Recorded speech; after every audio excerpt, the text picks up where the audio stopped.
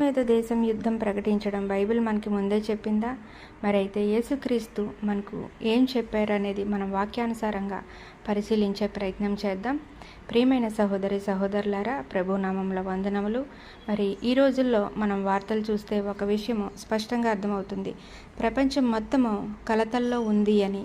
మరి దేశం మీద దేశం, రాజ్యం మీద రాజ్యం, యుద్ధాలు, రాజకీయ ఉద్రిక్తలు, మరి ఆర్థిక సమస్యలు. ఈ పరిస్థితులను చూస్తే ఒక ప్రశ్న వస్తుంది, ఇదంతా ఎందుకు జరుగుతోంది అని. ఆశ్చర్యకరమైన విషయం ఏంటంటే ఈ సంగతులన్నీ 2000 సంవత్సరాల క్రితమే బైబిల్లో చెప్పబడ్డాయి. మరి మత్తయి సువార్త 24:7లో యేసుక్రీస్తు ఏం చెప్పారంటే, దేశం మీద దేశము, రాజ్యము మీద రాజ్యము లేచును అని. యేసుక్రీస్తు తన శిష్యులకు చివరి కాలంలో జరిగే సంగతులను చెప్పినప్పుడు ఈ మాట చెప్పారు. అంటే ప్రపంచంలో దేశాల మధ్య గొడవలు, యుద్ధాలు, ఉద్రిక్తలు పెరుగుతాయని ముందే చెప్పారు. ప్రపంచ పరిస్థితులు మరి పొలిటికల్ అనాలిసిస్ చేస్తే ఈరోజు ప్రపంచాన్ని చూస్తే చాలా దేశాలు ఒకదానితో ఒకటి విభేదిస్తున్నాయి, యుద్ధాలు జరుగుతున్నాయి. శక్తివంతమైన దేశాలు కూడా తమ ప్రభావాన్ని పెంచుకోవడానికి ప్రయత్నిస్తున్నాయి. రాజకీయ అస్థిరత పెరుగుతుంది.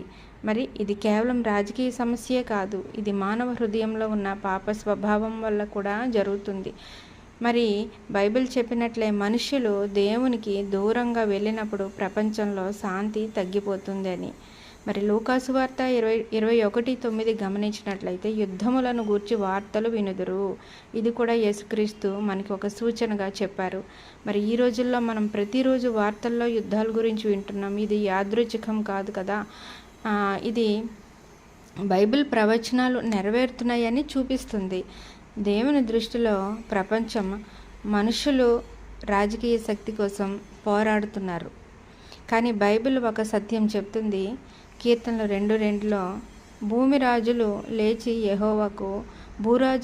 యెహోవాకు విరోధంగా నిలుస్తారు అని. అంటే ప్రపంచ నాయకులు దేవుడు లేకుండా ప్రపంచాన్ని నడిపించాలని, అదంతా వాళ్ళు స్వయం కృషి వల్లే జరుగుతుంది అని ఒక అపోహలో ఉండి ప్రయత్నాలు చేస్తున్నారు. కానీ చివరికి ఏమో జరుగుతుంది, దేవుని యోచన మాత్రమే నెరవేరుతుంది. మరి ఇదంతా గమనించినట్లయితే విశ్వాసులుగా మనకు దేవుడు ఒక హెచ్చరిక చేస్తున్నాడు. ఈ పరిస్థితులను చూసి భయపడకండి. యేసు స్పష్టంగా చెప్పారు మత్తయి సువార్త 24:6లో, భయపడకుడి, ఎందుకంటే ఇవి చివరి కాల సూచనలు మాత్రమే. మరి మనం చేయాల్సిందేంటి?